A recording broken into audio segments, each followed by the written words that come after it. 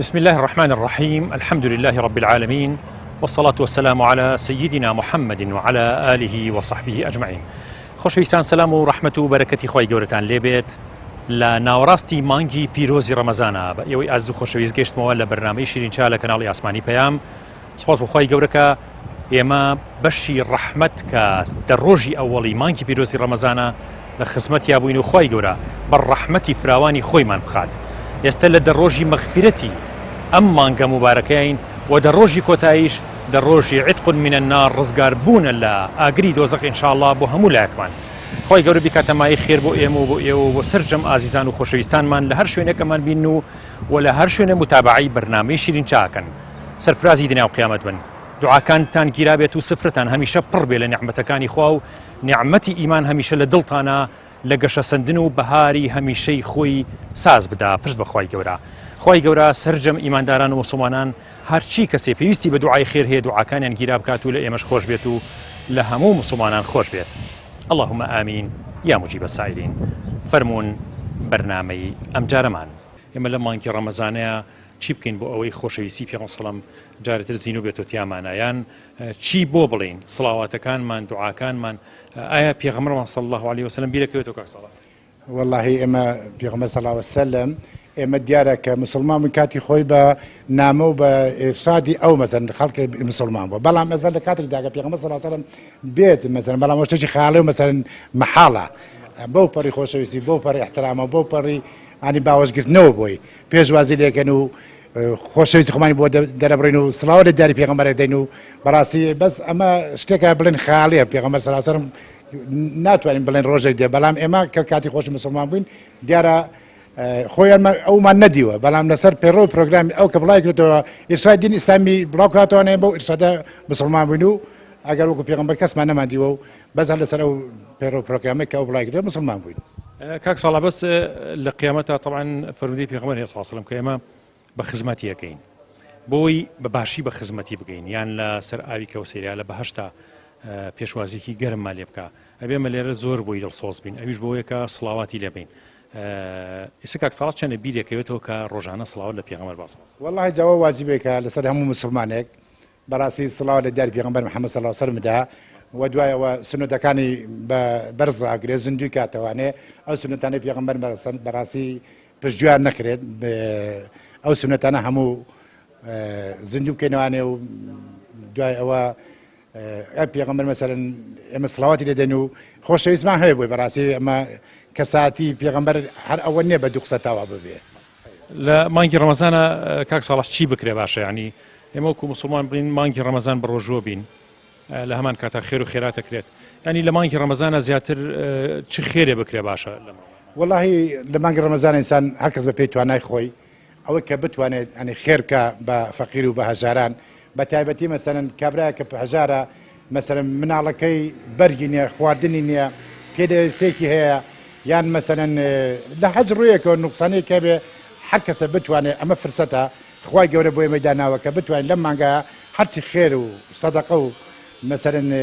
شت هەیە لە پێناوی خوا بیکەین بەڕاستی یەکەوە.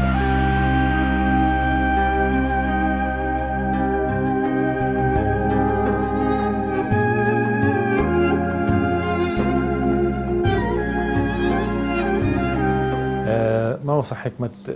ژیانی پێغەمبەر صلی الله علیه وسلم ئەکرێ بڵی چەند ڕووی هەیە؟ یعنی ئێمە تەنها وەکو ژیانی تەشبیه نەبێت سەرکردێک لە سەرکردەکانی دنیا لە ژیانی پێغەمبەر تێبگەین، یاخود ژیانی پێغەمبەری خوا صلی الله علیه وسلم شتێکی تر لەوە قوڵتر و مانایەکی گەورەتری هەیە. یەکەم شت کە ئێمە داواکەین لە مسلمانان لە هەمومان لە خوێنەران لە گوێگران ئەوەیە کە بە معنای ئەو مەفهومی کە قورئانی عەظیم پێغەمبەر گیان صلی الله علیه وسلم ئەناسێنێ ئێمە بەو شێوەیە بیناسین و بڕێنە پێشەوە. بۆ یەکانەمەوێ لە پێشە سێ ملاحەظە عەرض بکەم. ئەم سێ ملاحەظەیە بینای بابەتەکەمان بخەینە سەری. یەکەمیان ئەوەی کە ئەمەوێ بڵێم ئەوەیە تکام وایە هەمتر ئێڵێم بە هەموو گەردیلەکانی لەشم ئەوەی کە ئێڵین ئێستاکێ وا تێنەگەین ئەم شتە مبالەغەیە، ئەم شتە زیادڕۆیە، ئەم شتە بەڵکو بەعەکسەوە حەقە، حەقیقەتە، خودە، ئەسڵە، ماهیەتە، ناوەڕۆکی ئەوەی کە ئێمە باسیەکەین ئەسڵەکە ئەمەیە ئەو نقطەی یەکەم. نقطەی دووهەم ئەوەیە کە بەداخەوە ئێستا زەمەنی ئامیەت نەماوە، زەمەنی تەخەسوسە، زەمەنی اختصاساتە، لەبەرەوە ئەگەر هەر مۆزوع ئەگەر بابەتێک کەسێکی عامی باسیکە حەقی خۆی پێنادا. ئێمەش بەڕاستی فول ئەوامانە باسەکەین، ئامی باسەکەین، بەڵام پاڵپشتمان ئەستورە، پاڵپشتمان هەیە، پیاوە گەورەکانمان، خوێنەرەکانمان، زانە پایە بەرزەکانمان، بە تایبەتی ئەوەی کە من تۆزێک لە خزمەتیا ژیاوم پەیامەکانی نورە، بەڕاستی هەرچەند بچووک بین، هەرچەند لاواز بین، بەڵام پاڵپشتەکەمان گەورەیە، پاڵپشتەکەمان زۆر ئەستورە. لە پەیامەکانی نور ئیشارە بەمە کراوە کە سیرە ژیاننامەی هەموو کەسێک دوو جۆرە، جۆرێکیان هەیە پێڵێن سیرە و ژیاننامەی ڕواڵەتی سۆری زاتی، دانێکیشان پێڵێن سیرەت و ژیاننامەی خودی و کونهی و ناوەڕۆک و حەقیقی و ماهیەت. کاک میران، لە کاتێکە ئەمە بە ئومەتی پێغەمبەر صلی الله عليه وسلم مەشهورین، چی بکەین بۆ پێغەمبەر صلی الله عليه وسلم محەبەت و خۆشەویستی و سوپاسی خۆمانی بۆ دەرببڕین؟ وەڵاهی هەست شتێک دەربارەی پێغەمبەری خوا پێغەمبەر صلی الله عليه وسلم کە نێردراوی خوایە بۆ هەموو دین، بۆ هەموو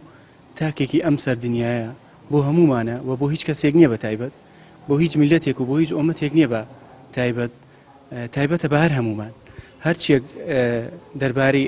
پێغەمبەری خوا بکرێ، هەچ خۆشەویستیەک، هەر شتێک، هەت ڕێگایەک بۆ زیندوکردنەوەی سونەتەکانی، بۆ خۆشەویستی دەربڕین بۆ خۆی، هەشتا هەرکەمە، چونکە تایبەتمەند نییە، ینی دیاریکراو نییە تۆ چی بۆ بکەیت تاکو خۆشەویست بێ لەلات، ڕەحمەتە بۆ هەموو دنیا، ینی دیاریکراو نییە تۆ چی بۆ بکەیت تاکو بۆ ڕێگەی خۆشەویست بی، لاوانەیە هەتا بیکەی هەرکەم بێ، واقعەن واشە هەتا لە دنیای بژی و هەتاوەکو تۆ تەمەنت هەبێ و دوای ئێمەش و چەندین جیل دوای ئێمەش هەتاوەکو لە هەج ڕێگایەکەوە بێ، لە خزمەتی پێغەمبەری خۆیان ئیش بکرێ، هەشتا هەرکەمە. کاک میران، من حەزەکەم پرسیارەوە بکەم لە ژیانی پێغەمبەر صلی الله عليه وسلم، ئەگەر خوێن بە تۆ یاخود بیست بێتە، چ شتێک زۆر سەرنجی ڕاکێشاوی لە ژیان نامەکەیە لە سیرەکەی؟ بەڵێ وەڵاهی ئەوەی کە سەرنجی ئێمەی ڕاکێشا بێت تەبان پێغەمبەری خوا هەرچی کردبێ هەر سەرنج ڕاکێشە، یعنی هەر شتێک لە ژیانی ئەودا بوو بێ هەر سەرنج ڕاکێشە، شتێک نییە بڵێ وەڵا شتێکی ئاسایی بووە، یعنی ژیانێکی ئاسایی ئێمە یعنی لاوانەیە زۆر موهیم نەبێ من هەموو ڕۆژەکە دێم بۆیرە، بەڵام ئەو هەرچی کردووە هەمویان تایبەتمەند بوون، هەمویان دەرسێک بوون بۆ ئەمنەوەی ئێستا خۆی ئێمە نەشمان بینیوە، بەڵام هێشتا لاوانەیە بڵێم بەقەی سەحابیەکمان خۆشەوێت، چونکە نەمان بینی و زۆریشمان خۆشەوێت. کاک میران، وەکو خۆشەویستی دەربڕین بۆ پێغەمبەر صلی الله عليه وسلم، یعنی چەندێک ڕۆژانە ئینسان بیرێکەوێتەوە سڵاواتی لێبایە، کاتێکی تایبەتمان هەیە بۆ ئەوە یاخود ئەم تەشجیع و پاڵنەرانە باشن بۆ ئەوەی کە بیرمان بکەوێتەوە کە سڵاواتی لێبین؟ وەڵاهی هەر شتێک زیندوکردنەوەی سونەتی پێغەمبەری خوا بێ ئەوە هەر زۆر موهیمە، چونکە یعنی سونەتەکان بەشێکن لە فەرزەکان، تەواوکردنن. پێغەمبەری خوش یعنی ئینسان هەتا لە یادی بێ، هەتاوەکو یادی پێغەمبەری خوا بکاتەوە، بەڕاستی شتێکی زۆر جوانە، زۆر ڕێکوپێکە بۆ ئێمەش و بۆ خێزانەکانیشمان کە ئەولادەکانیشمان سوودی لێ ببینین، چونکە هەر ئێمە لە باو باپیرانانەوە تەبعاً فێر بووین چۆن سڵاوات لە پێغەمبەری خوا درێت، چۆن فێر بووین تەبعاً لە دەمی ئەوانەوە ئێمە فێر بووین بۆی زیاتر و زیاتر بناسرێت. و من دائما لەسەر موبایلەکەم هەیە، ینی بۆ سەڵاوەتدان دائما کە قفلی موبایلەکە کێتەوە لە سەرەتی. سەکانە خۆش بێ. ئەگەر کتێبێک یاخود فیلمێک یاخود شتێک سەرنجی ڕاکێشابی لە ژیانی پێغەمبەر صلی الله عليه وسلم خوێن بێت و یاخود بینی بێتێ، چ شتێک لە کتێب لە فیلم لە ئەو شتانە زیاتر سەرنجی ڕاکێشاوی لەسەر ژیاننامەی پێ؟ وەڵاهی وەکو فیلمۆ دیارەکە نییە، ئەوەی کە هەش بۆ من نازانم هیچ ئینتیمایەکەم لەسەری نەبووە، ئەوەی کە تەبعاً فیلمێک دەرکرا بوو هیچ ئینتیمایەکەم لەسەری نەبوو، بەڵام ئەوەی کە لە قورئانە خوێنینەوە بەڕاستی ڕازگۆیی پێغەمبەری خوا مهمترین شتە بەلای منەوە. تەبعاً ئێستا لە ژیانی ئاسایی خۆشمە ئەو کەسی کە ڕازگۆ بێ من بەقەدەر هەردوو چای خۆم خۆشێ. پێغەمبەری خوا جوانترین سیفاتی ڕازگۆیی بووە و زۆر سەرنج ڕاکێش بوو.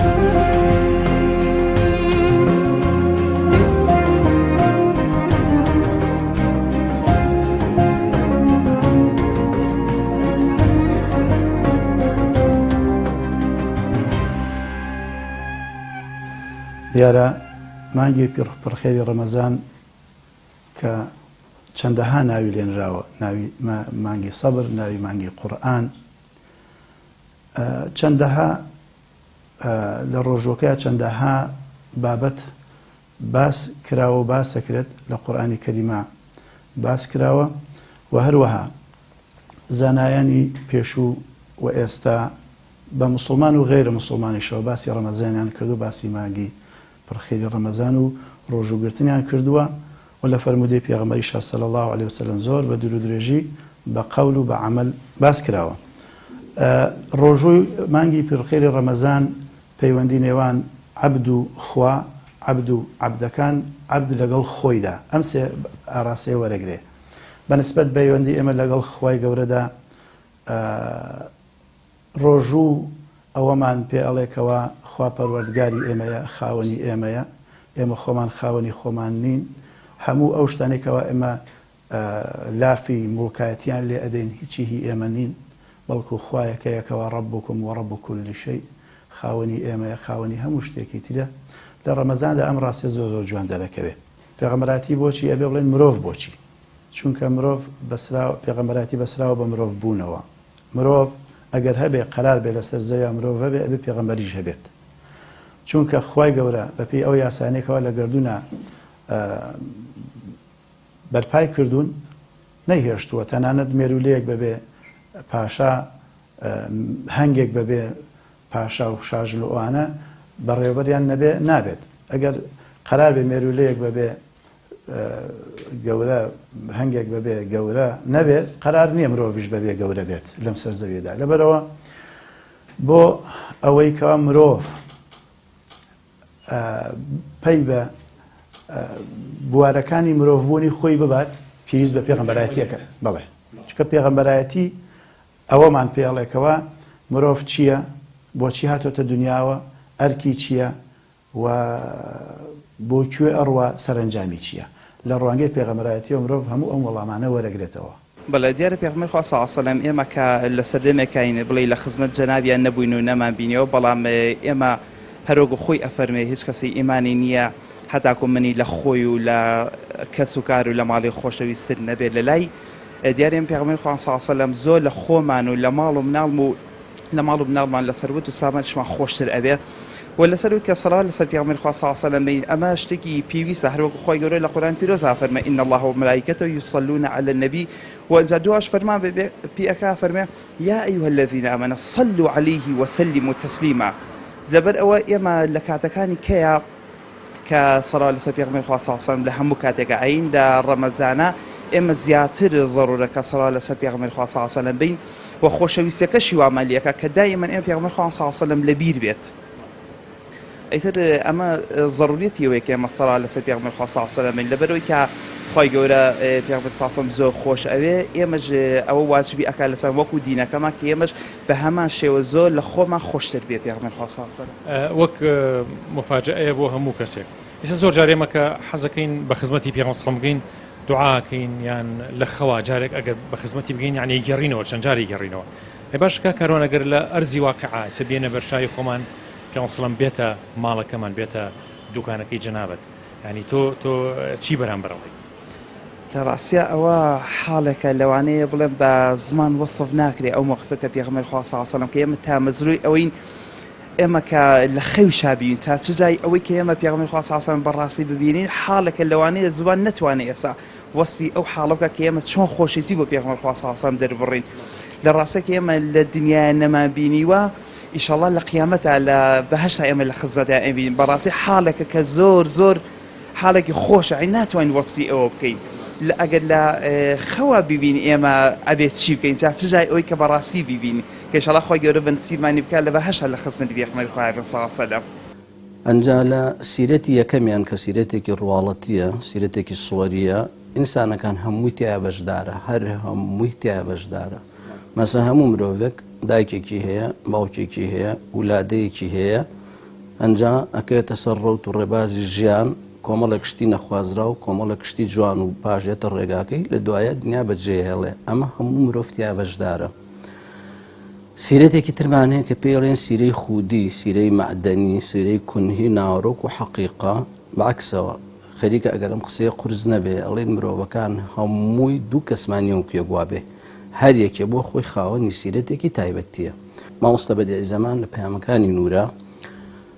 بابەتان و مۆزوعانی تایبەتی هەیە مەسەلەن وتەی 19 مەکتوبی 19 وتەی سیویەک ئەنجا زۆرێک لە چیەکانی تر تایبەتە بە پێغەمبەرەوە عەلەیهی سەڵات وەسەلام ئەنجا بازی چیش ناکە باز لە سیری سووەری ناکە ئەوە لە دایک بوو ئەوە لە دایک نەبوو شتیوامان نییە باسی حەقیقە باسی مەغز ماهیەتی پێغەمبەرەکە صلی الله عەلەیه وسەلەم بۆ یەکان خاڵی دووهەمە مەمەیە کە بەڕێزان گوێگران بینەران کاتێکە ئەم مەوزوع و بابەتە بیستن بەڕاستی مەفروزە بینە پێشەوە نە مەفروزە کۆمەڵە پرسیاری سووەری کۆمەڵە پرسیاری زۆر زۆر سادە لە لامان دروست ببێ ئەو کاتە چیە بێ ئەو کاتە هەمتر بابەتەکە مەوزوعەکەمان لەلا شاراوەترە بێ بەچی خۆشەویستی خۆمانی بۆ دەرببڕین وڵای هەمووی بەسەڵەوە لیان بەسەڵەوە لیان و یادی ئەو معدل بکەیتەوە معدل یادی ئەو لە دڵا بێ وای گەورەی میێرەبانیش ئەوانە ئەنجام معدل یادی بکەیتەوە هەم بەسەڵەوە لێ دەبێ یاد بکەیت ئەنجیم بچیکەیە بیری پێغەمبەرەکەی ئارە وەڵای تۆ نایکەم ئەگەر سەڵاواتی لێم تەم بیری یەکەم هەبێ سەڵاواتیشم کە لە یابیری ئەوە کەم تا سەڵاواتەکە لێم هەبێ ئەو ملەفکردن سەڵاوات لێم بەتەمای لە ڕۆژی قیامەتە لەکوێ بگەی بە خزمەتی پێغەمبەر والله بەیان مشتڵا لە بەردا بیگەمێ لەسەر ئاوی کەوسەر بەئیزنی ڕەب العالەمین بەڵگەکانی پێغەمبەرایەتی زۆر زۆرن هەموو ئەو بەڵگانەی کەوا ئەبن بە بەڵگە لەسەر بوونی خوا هەموو ئەو بەڵگانەی کە ئەبن بە بەڵگە لەسەر بوونی مەلایکەتەکان بوونی کتێبەکانی خوا بوونی قیامەت هەموو ئەو بەڵگانە لە دوای ئەبنەوە بە بەڵگە لەسەر بوونی پێغەمبەرانیش ئەمە چونکە هەموو بەشەکانی ئیمان پێکەوە یەک پارچن بەش نابن ئەمە بێ بە بەڵگە بەسەر ئەو ئەبێ بە بەڵگە بەسەر ئەو تەنها یەکێکیان دەربێنە هەمویان بەتاڵە بنەوە چکەمیان بەسران بە یەکەوە ئەمە یەک دوو هەم یاسایەکی خوایی هەیە لە گردوونە کە پێوترە سونەنی خوای یاسا گردونیەکانی خواوەند سبحانه وتعالى ئەم یاسا گردونیانەی خوا وا پێویستەکەن و بن بە بەڵگە لەسەر بوونی پێغەمبەرایەتی چونکە لە هەموو بوارەکانی ئەو یاسایانێک کە خوا لە گردوونە دایناون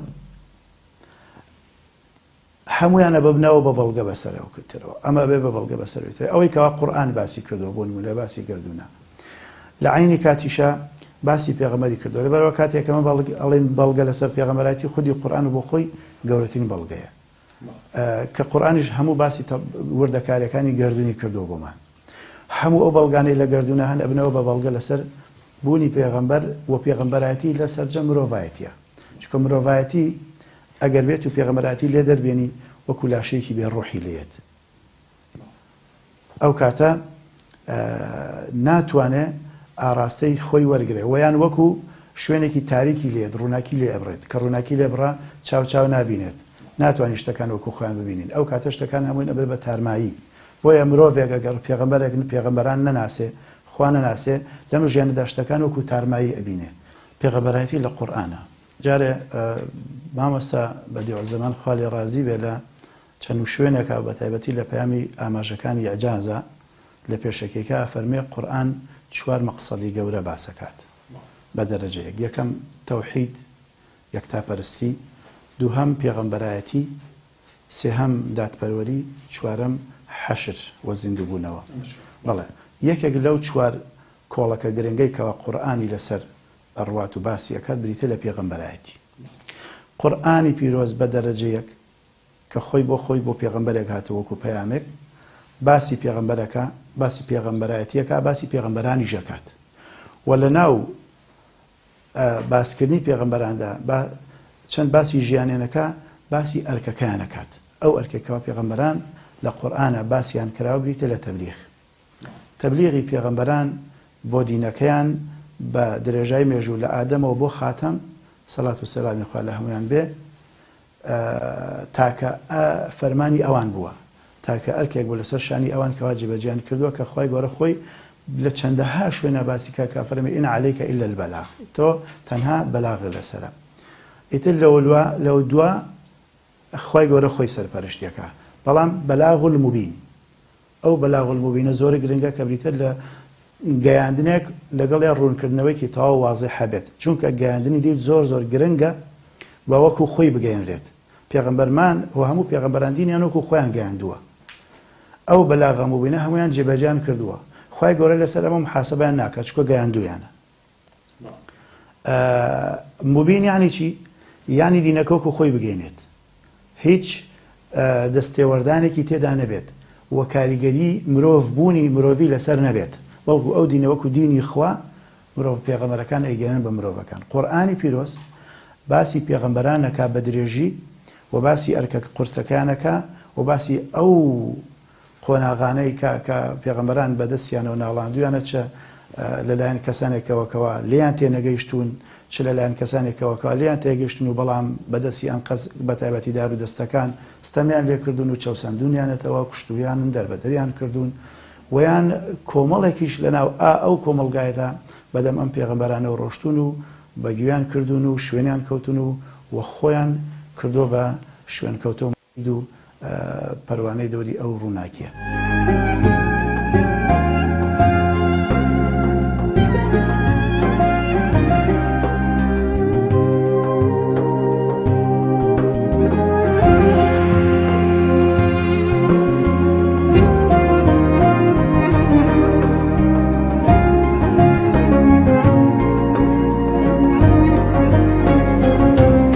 کاک عوسمانیان سلامی خوا لێبێ. سڵای خوا لە جەنابتان و بەخێرانتانەکەم بەخێر بن سەر هەردوو چاوم. کاک عوسمان من حەزەکەم ئەوە لە تۆ پرسم کە تۆ لەم حەوشی مزگەوتەیە ئێستا چاومە بە جەنابە کەوت لەم مانگی ڕەمەزانەیە لەم دەشەوەی ناوەڕاستی ڕەمەزانە چۆن بیری پێغەمبەری خواکەی صلی الله علیه وسلم ئایا ئەگەر بێتە ماڵەکەت یان بێت بۆ شوێنی ئیشەکەت ڕێک بێ بۆ لای تۆ چ جۆرە پێشوازی ئەو فەخری کائیناتەکە یعنی کە لە ژیانمانە بە چاوی سەر نەمان بینیوە بەڵام بە ڕۆح و بە دڵ هەمیشە ئێمە بە سڵاواتەکانمان لە خزمەتیین تووشی چ سەرسوڕمانیە بیت بەخێراتنانەکەم دووبارە ئەوەی کە جەنابە دەفەرمووی تەنها ئەوە نەئەتوانم بڵێم کە ڕۆحم فیدای ناوەکەی بێ و هەموو کاتێکە لەم منبەرە بەڕێزەی پیرۆزەی مزگەوتی دارسەلامەوەکە ئەگاتە ئەشهەد ئەن لا ئیلاهە ئیلا الله وأشهد أن محمد رسول الله ئەم بەندەی خوایە وا ئەزانم لەو کاتە لە بەردەمە و چەند جاری شام پڕ بووە لە فرمێس ئەوە تاسیری تێکرد باڵێ. کاک عوسمان ڕۆژانە یعنی چەندێ بیرمان بێ کە سەڵاوات لە پێغەمبەر بێن سەڵ قوربان ئەوە سندوقێکی مالانەهاییە ئەمە نەمان پێویست پێیەتی ئەمە دەمان پێویست پێیەتی ئەوە پاشەکەوتێکە بۆ خۆمان بۆ ئەو دنیا زۆر زۆر زەرورە بۆمان کە هەموو کاتێک لە وردی سەر زمانمان ئەگە خوای گەورە هیدایەتمان با بەردەوام بین بۆ پاشە ڕۆژی خۆمان زۆر زەرورە. کاک عوسمان لەم مانگی پیرۆزی ڕەمەزانەیە چ خێرێک چ سەدەقەیەک یاخود چ ئیحسانێک چ قورئان خوێندن و زیکرێک زیاتر وا بکەین کە خەزێنەی ڕەمەزانمان پڕبێت چونکە بەڕاستی لەم مانگای پێغەمبەر سەڵ بەفەرمێت ئەگەر تۆ نوێژێکی سنت بکەی وەکو فەرزی وایە لە خارجی ڕەمەزانە ئەوەنە ئەجر و پاداش لەم مانگایە گەورەیە بێژگە لە شەوەکانی کە قەدر کە 84 مانگ ئینسان ئەجری دەسەکەوێت. ئایا یعنی چی بکەین بۆی لەم مانگایە زۆر کۆکەینەوە لە خێر و خێرات و چاکە؟ مامە سەفاتێ گیان هەروەکوی کە جەناب ئەرزم کردی ئێمە پێویستمان بەوەیە کە زیاتر کە بڵین سڵاوات لەسەر پێغەمبەری خوا صلی الله علیه وسلم سونەتەکانی پێغەمبەر تازە بکەینەوە. یعنی یەک سونەت و دوو سونەت نییە سونەتمان زۆرە هەر تەنانەت لە سەرەتای مژدەبەخشینی کە بەرەو پێش ئەوەی ئەچین کە ئەمە کاتی نوێژی مەغریبە کە فترە دەکەینەوە لەسەر سونەتی پێغەمبەری خوا صلی الله علیه وسلم باڵە ئیفتار ئەم ئیفتارە بە خورما بێت جوانترین سونەتی پێغەمبەری خوا صلی الله علیه وسلم. ئیتر لەوە زیاتر کە ئەوەی کە من بتوانم و ضرورەتی ئەوە سونەتی کەمان زۆرە بەس سونەتی نوێژی پێش نوێژ دوای نوێژەکان ئەم سونەتی تەراویحی کە خۆمان دوای نوێژە ئیشا هەموو کاتێک ئینشاءالله بەردەوام بین هەتا لە توانەمانە هەبێت. ئاکار و ڕەوشتی پێغەمبەر سەڵەم نمونە و پێشەنگە بۆ ئێمە ینی لە ڕەوشتەکانی پێغەمبەر صلی الله علیه وسلم لە ڕازگۆییە لە بەخشندەیە لە ینی لە چ شتێکە زۆر سەرنجی ڕاکێشاوی یاخود چ شوێنێکی ژیانی پێغەمبەر صلی الله علیه وسلم کە بیستوێت یا خوێن بێتەوە یاخود بەسەرهاتێ زۆر کاری تێکردویت. مامە سەفاتێ ژیان پێغەمبەری خوا صلی الله علیه وسلم ئەوەی کە زۆر زۆر تەئسیری لەسەر من هەبووە کە دەسێنان بەسەری منداڵێکی یەتیم کە خوای گەورە بێدایک و باوک و بێسەرپەرشتی کرد و بزاد ڕۆحم بە قوربانی بێ ئەویش هەر بەو شێوەیە کە دەستی بەسەر مبارەکی بەسەریا هێناوە گەورەترین جوانترین شتێ لە لای من. ئەو پرسیارانەی مەوەسا حکمت کە بڵین لای خەڵک دروستە بێ لەسەر سیرە یان ئەوانەی ناری ئیسلامن یا خودت هەیە دڵسۆزی ئیسلامیشە بەڵام ئەبێ بە گومان لەسەری ئایا لە سیری سۆریە ئەمەی بۆ دروستە بێ ئەگەر ناوەڕۆک بزانێ ئەو پرسیارانەی بۆ دروست نابێت ئەبەدەن باشترین شاهید گەورەترین شاهید باشە هەموو سەحابە هەموو تابعین هەموو تابعی تابعین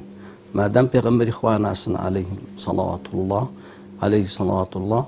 مەسەن کاتێک پێغەمبەریان شتێکە فەرمێ صلی الله عليه وسلم یەکسەر هەمووی متفقە الله وەڕەسوولوه ئەعلەم بۆ لەبەرچی لەبەرەوەی ناوەڕۆکە زانن ئەگەر بگەڕێمەوە خاڵی دووهەمم ئێمە نامانێ باسی سیرەی سۆری بکەین نامانێ باسی سیرەی زاتی بکەین بەس ئەمانێ باسی چی بکەین ئەمانێ باسی سیرەی حەقیقی ناوەڕۆک مەغز و ماهیەتەکە بکەین ئەوە نقطەی دووهەممە بەڕێزان نقطەی سێهەممان خۆشەویستەکانم کە زۆر ضرورە تەرکیزکەینە سەری ئەیش ئەمەیە ئێستاکێ ئەوەی کە مەسرەحە ئەمەی کە ئێستاکێ مەسرەحە لای ئێمە هەمووی چییە؟ هەمووی سیرە سۆریەکەیە ئێستا من لە مزگەوتەکانە لە شوێنە دینیەکانە ئەبینم خەفەتی پێخۆم زۆر خەفەتی پێخۆم ئێستا ئەڵێن سیرەی زاتی سیرەی سۆری قسەکە ئەڵێ چی؟ ئەڵێ ڕابەرەکەی خۆت پێغەمبەرەکەی خۆت بناسە لە زۆربەی زۆری مزگەوتەکانە هەڵواسراوە منیش دەی خوێنمەوە باشەی خوێنمەوە یەکەم جارەڵێ پێغەمبەر صلی الله عليه وسلم ناوی محەممەدە باوکی ناوی عەبدوڵڵایە دایکی ناوی ئامینەیە ڕۆژی ئەوەنە لە دایک بووە ئەڕوا هەتاگاتە کوێن هەتاگاتە کۆتایی ئەڵێ پێغەمبەر صلی الله عليه وسلم ئەو زاتەیە ڕۆشتە سەر بورجی مرۆڤایەتی چووە سەر بورجی مرۆڤایەتی ڕووی کردە هەموو مرۆڤ و هەموو جنۆکەکان باشە نەخشاندنی یاسا دەستور نظامی ژیانی دنیا لە هەموو گۆشەیەکە لە هەموو ڕووگەکانە بۆ مرۆڤایەتی بۆ جنۆکە ئەرز کرد و بەو مەرجەی ببن بە خاوەنی بەختەوەری هەموو ژیانی دنیا و خۆیان دوور خەنەوە لە هەموو شتێکی خراپ و سلبیاتێک لەم ژیانە دنیا هەیە نەک تەنها بە ئەمەندە بەڵکو ڕووی کردو جنۆکە ڕووی کردوتە مرۆڤەکان هەمووی دەستور و یاسا و نیظامی عوقبا قیامەتیشی بۆ ڕوون کردوونەتەوە بەو مەرجە ببن بە هەڵگر و بەدەستهێنەری هەرچی ئیجابیات و خێرێکی لە دوای مردن هەیە خۆیان بپارێزن لە هەرچی زەرر و زیانێک لە ڕێگەی مرۆڤەکان و جنۆکە هەیە دوای مردن لە خواری خواڕۆنیندەی پێغەمبەرەکەت بناسە لە شریعەتی عەظیما دوو جۆر دەجالمان هەیە دوو جۆر دەجالێکمان هەیە ئەوە هەمومانی زانین دژاڵی ئاخر زەمانە و چی و چۆنە و مۆزوعی خۆی هەیە ئەمە تایبەتە بە کافران ئەزەگاتێکی ڕۆکاتە خالق ڕۆکاتە خودا ئەوێ خوایەتی لە خەڵک چی لێ بکە لە خەڵک داماڵێ و لێ تێکدا بەڵێ دەجالێکی ترمان هەیە پێڵین سوفیانی لە شریعەتی عەظیما کە زۆر غەریبە ڕۆکاتە عالەمی ئیسلامی دەجالی ئێمە وەکو دەجالی عالەمی کافران نییە دەجالی ئێمە پێڵین سوفیانی ڕۆکاتە چی؟ ڕۆکاتە نبووەت شێواندنی نبووەت ونکردنی نبووەت اینجا لێڵکردنی نبووەت لە بەرچاویکە لە بەرچاوی موسڵمانانە بەڕاستی ئەمەیان ترسناکە زۆریش ترسناکە ماسە بەدی زەمانە فەرمێ بەرگی چیشەکە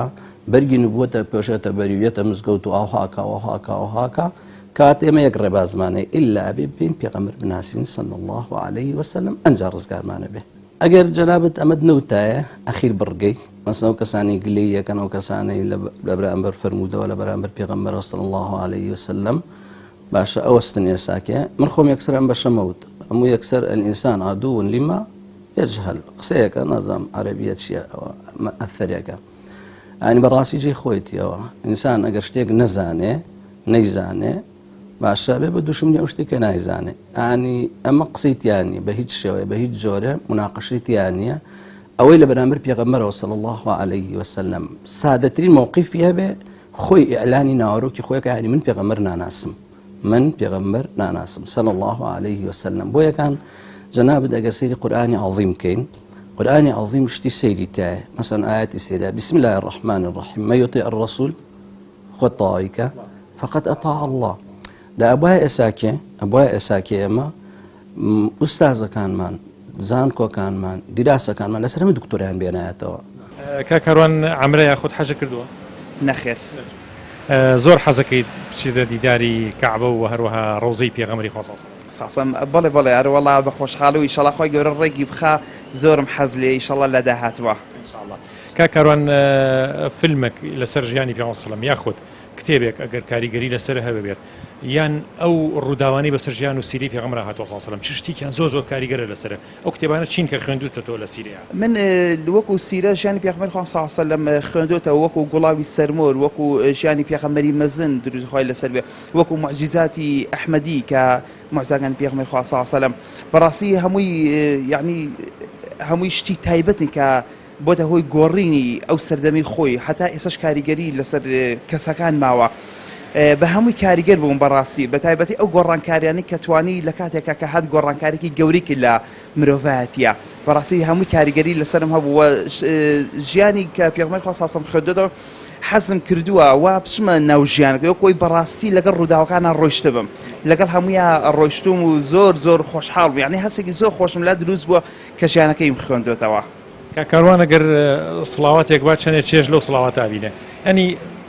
کاتدانی بۆ سڵاوات بیرتەکەوێتەوە ئەنی ضرورە ئێمە ڕۆژانە سڵاواتمان هەبێت بەڵێ وڵا لە هەموو کاتێکە بە تایبەتی من لە دوای نوێشەکانەوە لە دوای زیکروشتەکان سەڵات لەسەر پێغەمبەر خوا صلی الله علیه و سلم یعنی کاتێکی تایبەتە لەو کاتێکە سەڵات لەسەر پێغەمبەر خوا صلی الله علیه و سلم و ڕۆژانەش پێویستە ڕۆژانە و شەوانەش لە بە تایبەتی لە دوا نوێژە فەرزەکان من لەو کاتە یعنی کاتێکی تایبەتمێ بۆ سەڵات لەسەر پێغەمبەر خوا صلی الله علیه و سلم و ڕۆژانە و شەوانەش الحەمدولله کاتم هەیە جوانترین یاخود بڵین ئاکارێکی پێغەمبەر صلی الله علیه و سلم کە زۆر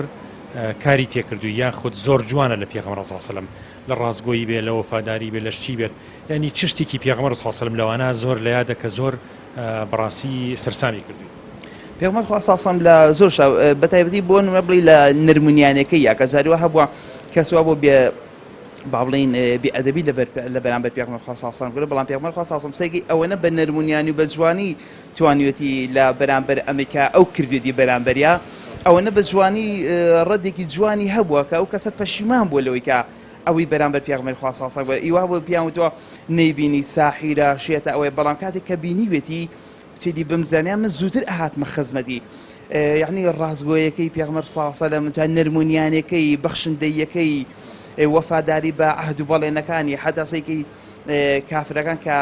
دژاتی پێغەمبەر خوا ئەکرد صلی الله علیه و سلم بەڵام ئەوەنە سیقە و متمانەیان پێی بوو ئەهاتن سەر و دووسامانەکان لە پێغەمبەر خوا صلی الله علیه و سلم داناسکۆ ئەنزانی لەو ئەمینتر نییە ئەگەچی دژاتیان نەکرد بەڵام زۆر سیقەیان پێی بوو کەواتە هەموو شتێکی پێغەمبەر خوا صلی الله علیه و سلم جوانە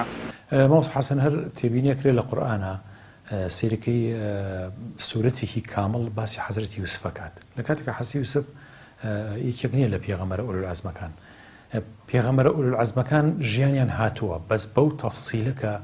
باسی یوسف حەزرەتی یوسفەکە بەو شێوەیە یا سوورەتێکی کامڵی لەسەر دابەزیدا نەبەزیوە لە کاتێکیشە ژیانی پێغەمبەری خۆمان محەممەد الموستەفا صلی الله علیه و سلم لە قورئانە وەکو سیرە نەهاتووە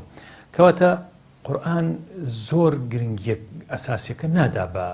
بە سیرە سۆڕیەکەی ژیانی پێغەمبەران صلی الله علیه و سلم ئەوەی ئەوێت حتا لە حەزرەتی یوسفیشە ئەو دەرسوانە معنەویە قورسانەیە کە مرۆڤایەتی پێویستی پێیەتی کە دەرسی لێ وەربگرێت ئەمە چۆن ئێمە تێبینیەکەین لە قورئانەوە یا چۆن لە پەیامەکانی مامۆستا سەعید نورسیە ینی ئاماژەیەکی بەم جۆرە هەیە کە سیرە بەم جۆرە بنووسرێتەوە سیرەی پیامبەر صلی الله علیه و سلم بەم جۆرە لی تێبگەین کە ئێمە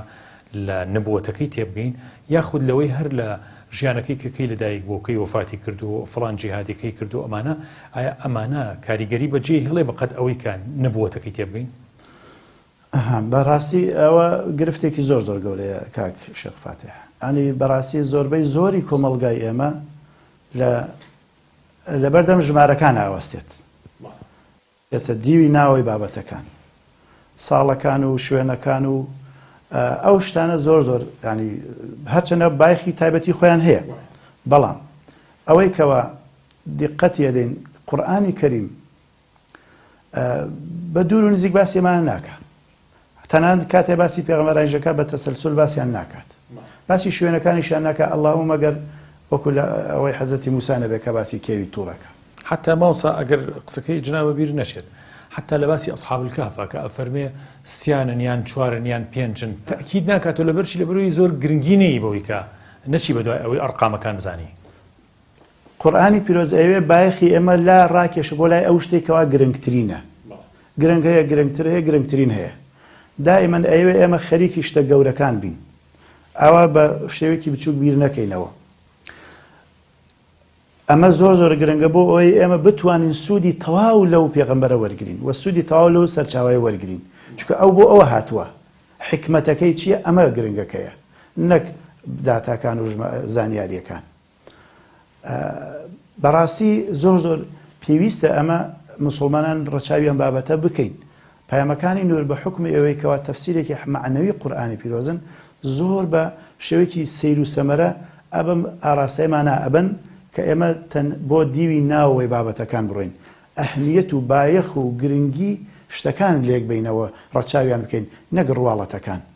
چونکە دین هەر ئەمەیە دین ڕواڵەت نییە بەتەنها ڕواڵەت گرنگە بەڵام ڕواڵەت ئەگەر بێت و بیخیتە پلەمەدەوە لەوانێت لە پلەسەوە چوارا بێ ئەی معنای نەبێت قورسایی بەجێ نایڵێت قورسایی بەجێ نایڵێ پێغەمبەران هاتون بۆی مرۆڤ بگۆڕن مرۆڤ دروست بکەن و مرۆڤ بەهۆی ڕێبازی پێغەمبەرانەوە هەموو تواناکانی خۆی بخاتە سەر ئەرزی واقع مرۆڤ بتوانێت ڕەگەزی مرۆڤبوونی خۆی بدۆزێتەوە و خۆی جیا بکاتەوە لە باقی مەخلوقاتی تر و ئەوە تێبکە کەوا مەکانەتێکی گەورەی لە گردونە کە بریتێ لە خلافەت ئەرکێکی گەورەی لەسەر شانێک کە پێی وترێ ئەرکی ئەمانەت و ئەرکە لەسەری ئەو مرۆڤەکەوە خاوەنی خۆی و خاوەنی گردون بناسێت و ئەرکێتی کەوا باوەڕ بۆ خوایە بێنێت و ئەرکێتی کەوا عیبادەت و پەرستشی خوا بکات و بەم شێوەیە نزیک بێتەوە لە خۆشەویستی خوا پێغەمبەران هاتون لە کاکڵەی ئەم بابەتانەوە ئێمە ئاراستەکەن کە ئەمە زۆر جێی خۆیەتی مسلمانان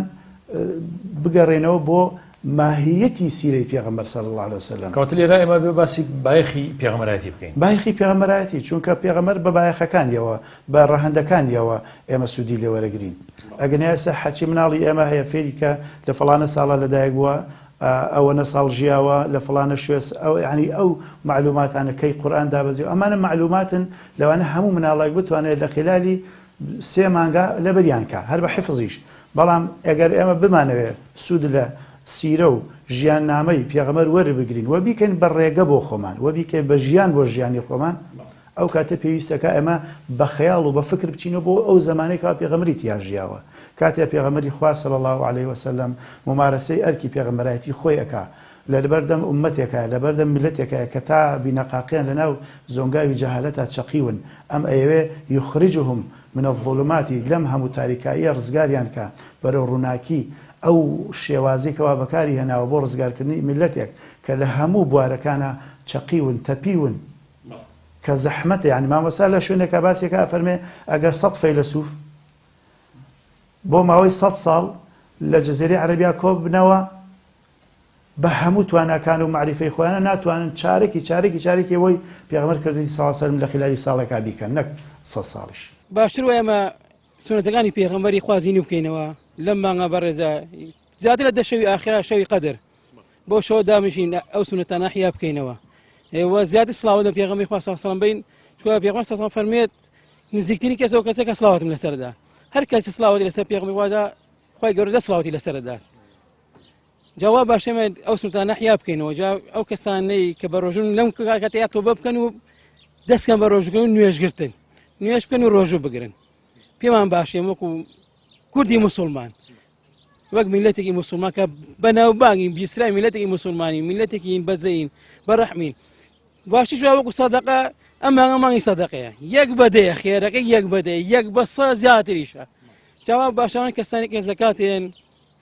زەکاتیان دەربکەن لە ماڵەکانیان باشتر سەدەقە بدەن بۆی ئەم میلەتەکە چەندێک لەم نەهامەتی و قەیرانەیە لەم مانگە پیرۆزەیە خەڵکی فەقیرە بوژێتەوە چ خەسڵەت و چ ئاکار و ئەخلاقێکی پێ سڵم زۆر سەرڕاکێش لایتەوە پێغەمبەری ئەعزەم صلی الله علیه وسلم پێشەوەی بێ پێغەمبەرایەتی بە صادق الئەمین ناونرابوو لەناو هەموو عەشەتی عەرەبە لە قوڕەیشەوە زیاتر یەکێک لە خەڵکی بەنی هاشمە جەمە ڕازگۆیی لای ئەوە بێ تەطبیقکەین ئەمانەت پارێزی سەبرگرتن یەکێکە لەو شتانی کە پێغەمبەر زۆر سەبری گرتووە زیاتر کە سەبری کردووە و مافی خێزان مافی ئافرەت لای ئەو تاکە شتە وتەی سیویەک معراجە يعني معراج ئەمە چیەکان ئێستا بڕۆین هەر کەسێک یانە بیەنە باسی معراجی پێغەمبەرمان بۆ بکە صلی الله عليه وسلم لە سیرە زاتیەکەیە ئەو پەڕەکەی 10 دقە ئەو پەڕەکەی چارێکی ئەو پەڕەکەی 5 دقە ئەو پەڕەکەی لەمەکەوە چۆ بەیت المەقدس لێوە چۆتە ئەوێ ماوەسە بەدی ئێزەمانیە گوتەی تایبەت کردووە ئێمە لە شوێنەکانی خۆمانە کە دانیشتون قسێکمانە سەر کردووە 38 سعاتی خایاندووە 38 سعاتی تەخەسوسی 38 سعات باشە دەی بەداخەوە لەبەرەوە سیرە زاتیەکە ئەو سیرە سووەریە کە لە هەینە لە ناو ئومەتا ئێساکی واریدە پێغەمبەر ناناسێنەوە ڕوبەما ینی ئەمەش تەفسیرێک بێ بۆ ئەو فەرمودەی پێغەمبەرە صلی الله عليه وسلم چونکە هەر ئەو وای لێ نهاتووە خواگیان خۆشی وای لێ هاتووە قورئانیش وای لێ هاتووە بدأ الإسلام غەریبەن باشە وسيعود غەریبەن کەما بدأ بەڕاستی ئێستا هەم قورئان غەریب بووەتەوە هەم خوا خۆی جەلە قودرەته وجل جلاله ئەبێ مرۆڤ مووقیفی چۆن بێ بەرامبەر ئەم خالیقی کە ئەم گردونەی هێناوەتە بوون فێرت کردین نیشانت داین بە زمانی هەموو قورئان بە شەشنێکی زۆر درەخشان ئەم گردونە ئایەتە تەکوینیەکان هاوار دەکەن دەیسەلمێنن تەنها خوددا بەدیهێنان ئازیزەکەم بەندایەتیت بۆ خوداگیان هەمە جۆرە ئەیگرێتەوە دای دەپۆشێ وێنەی ئەرز وێنەی ئاسمان وێنەی خۆرە چون ناوەکانی خوداگیان تۆی پێویستە بە تۆی داوە بەندایەتی خوددا زۆرە دەبێ گردون ئاوێنە بێ و تۆش بە تەنها بەرامبەری بڵێن بە خوددا ئاوێنەی گردون لە چاو تۆدا هێشتا بۆرە ئەو کات خوددا پێتی بەخشی تۆی بۆ کردینە پێشەوە فەرمی خەڵکان ئەوەی بە دوایەوە دەڕوا ڕازی دەبم خۆشم دەوێ چی دەکا ئازادە بیکە چون خوددا گیان فەرمانی دا بتخاتە پێش بەبێوێنە تۆی کردە ڕابەر ڕێنیشاندەر وەک ئاوێنە بۆ ئینس بۆ جن فریشتەکان زیندەوەران ئەی خوای گیان لەم ڕابەرە چەند خاوێنە مەزنترین ئاەتی ناو ئەم کتێبە گەورەی گردون ئەگەر هەموو گردون خوێنیتەوە لە ئەلفەوە بۆیە بە مەخز و بە مەعنا یعنی مادە و مەعنا شتێکت دەست ناکەوێت لە پێغەمبەر صلی الله عليه وسلم مەزنتر و گەورەتر بێ مەسەن خواگیان کاتێ باسی مرۆڤەکە فەرمێ ئەحسەن تەقویم ئەعلا عیلیین ئەبێ بە دوای پێغەمبەرەوە بێ صلی الله عليه وسلم لە پێغەمبەر لایدا ئەسفل سافلین شەڕە دەواب وانە تا ئەمە تەخەسوساتی زۆر زۆریەوێ ئەمە قسەی زۆر زۆریەوێ بۆ یەکەم ڕێزانە وایە ئێستا کە ئێمە سەری زوانمان بنی زوانمان کێ بواە پێغەمبەر بواە عەلەیهی سەڵات وەسەلام خۆم لەواتە یەکێک لەوانەیە کە زۆرترین کاتم لە خزمەتی سیرە و ڕۆیە پێغەمبەرا بردووەتە سەر صلی الله عليه وسلم چونکە دوو سێ کتێبم لەو بوارە تەرجمە کردووە بەڵام سەرتاپای ژیانی پێغەمبەر هەر هەمووی خۆشەویست یان ئێستا نازانم چۆن باسی بکەم بەڵام ئیتر ئەوەندە مووقیف و هەڵوێستەکانی زۆرن بەڕاستی لە ژمار نایەن ئەوەندە کە تەماشای ئەسحابی پێغەمبەرەکەی کە صلی الله عليه وسلم چۆن ڕەضی الله عنهم بە دەوری پێغەمبەرە خۆیان ینی کردو بە فیدا خۆیان کردو بە لە خۆشەویستی پێغەمبەرە تواونەتەوە ینی تۆ تەماشای ئەبوبەکر سیدیق کە ڕەضی الله عنه پێغەمبەر صلی الله عليه وسلم لە ئەشکەوتەکە لەسەر شانی لەسەر ڕانی ئەو خەوتووە لەو کاتە مار ئەدا بە قاچیەوە دڵی نایە قاچی بجوڵێنێ بۆ ئەوەی پێغەمبەر صلی الله عليه وسلم خەبەری نەبێتەوە مار پێوەی داوە ینی ئەمە تر لەم باز ناکرێت لەبەرەوە ئازارێکی زۆری بۆ دروستە بێ دەست ئەکا بە گریان ئەو پیاوە گەورە دێتە گریان ئەوەندە ئازاری هەیە بەڵام قاچی ناجوڵێنە بۆی حەزرەتی خۆشەویست خەبەری نەبێتەوە لە خەوێک لەوەنەوە زێر ئەلەم کادا فەرمێز دەکەوێتە خوارەکەتە سەر ڕوومەتی پێغەمبەر صلی الله عليه وسلم خەبەر بێتەوە فەرمێەوە چییە ئەویش ئاگادارێک ئەڵێەوە قوربان مار پێوەی داوە کاتێکەوە پێغەمبەر صلی الله عليه وسلم سەری بۆ چاگەکەن سەحابەکان لەسەر مووەکانی یعنی چنگە پڕچێ ئەەکەن کاتێکەوە دەستنوێژەکرێت لەسەر ئاوەکەی ئاوا پاڵپاڵێ نەکەن کاتێکەوە دێتە ئەم خۆشەویستیان هەبووە بۆی بەڵام لە هاوسەنگی خۆیان نەترازاون پێغەمبەر صلی الله عليه وسلم فەرموویەتی کە هاتمە ناوتان کەزەڵ نەسێ لەبەرم چووەتە ناویان لە چی شوێنێکات چۆڵ بێ لەوێ دانیشتووە ئەوان چی باسیەکیان کرد بێ ئەو باسی کردووە ئەگەر پێکەنی بن پێکەنیوە ئەگەر گریا ئەگەر بابەتێکیان باس بێ ژۆکەوان بابەتی خۆی فەرز نەکردو بەسەریانە ئەو خۆشەویستی گەورەیان هەبووە بۆی تەنانەت ئەوەندە سام و هەیبەت و خۆشەویستی پێغەمبەر لە دڵیان نبوو ئەترسان پرسیارێکی لێ بکەن پێی ناخۆش بێ لەبەر پرسیاران لێ نەکرد ئەوەسان تا کابراایك لەلاوە لە دەشتەوە ئاهات فەفرسێتە نەزانیان بڕۆ فڵان پرسیار لە پێغەمبەر بکەن.